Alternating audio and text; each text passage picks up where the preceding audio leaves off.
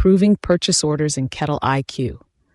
In this short training, I'll show you where approvals appear in your Action Center, how to review a pending order, how to approve or reject it with a single click, and what happens once you decide. Let's dive in. You'll find this under Purchasing, Workflow from your dashboard. Hi, I'm Ricky. Let me show you how to approve a purchase order in KettleiQ.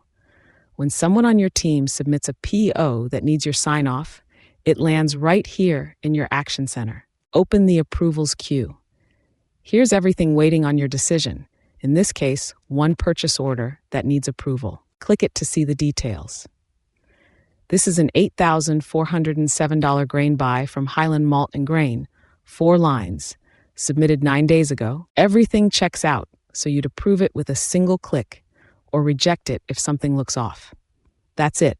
Your buyer gets notified and the purchase order moves forward. Approvals in KettleiQ take seconds.